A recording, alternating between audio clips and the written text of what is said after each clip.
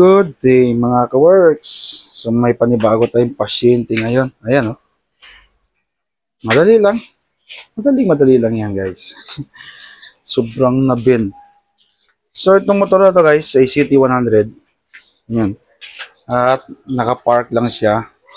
Tapos ayun, hindi ko alam kung hindi naman siya sadya siguro na mabangga ng sasakyan. Kaya yan. Yan ang nangyari sa kanya. Yan, oh. Sobrang tupi sa baba, wala na siya sa align, ng layo-layo na. So lahat na tupi. So actually, guys, siguro kahit ilagay ito doon sa machine na pinatutuwid na chassis, nakikita ko sa YouTube, parang mahirapan sila kasi hindi lang basta dito na bend eh. Dito lahat ng ito na disalign yan lahat. At saka isa pa, na pitpit na to. Kumipis siya, napitpit siya. Nawala siya sa tamang distansya.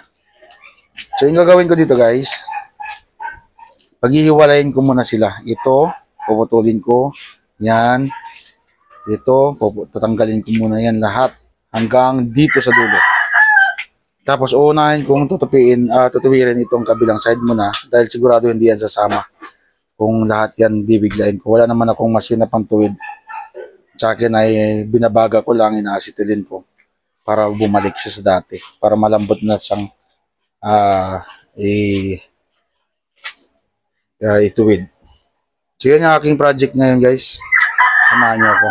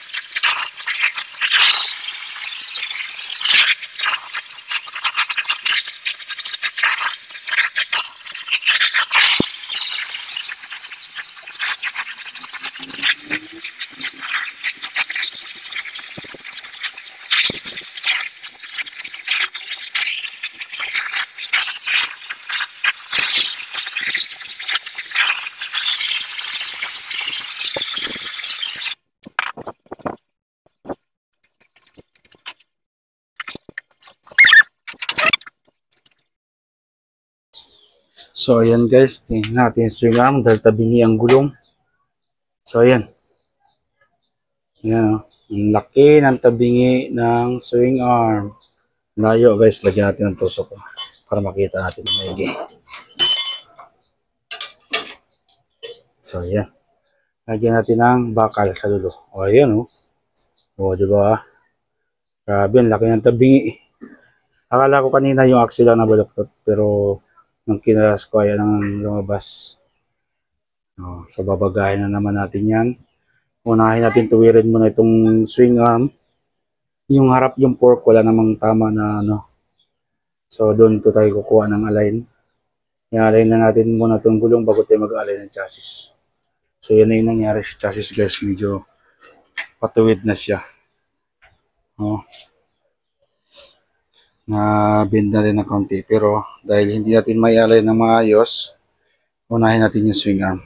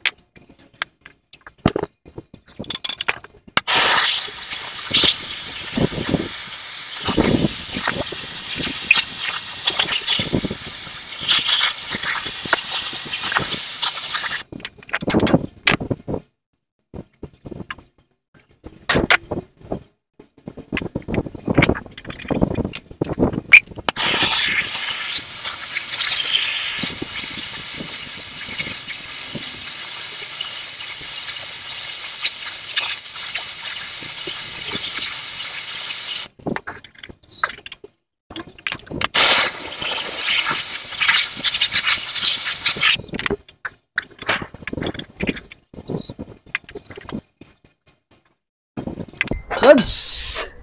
Ayos na yung swing arm. So, palamigin na natin, kabila yung gulong. Ito na naman yung chassis yung i-align natin.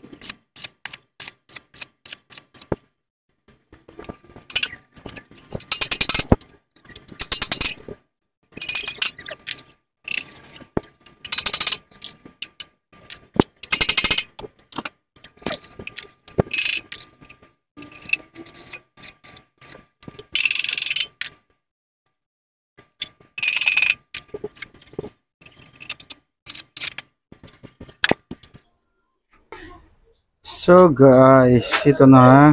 Ayan yung tangke niya. Bali sinukatan ko lang yan siya guys. So ayan, sinukat yung upuan, okay na. At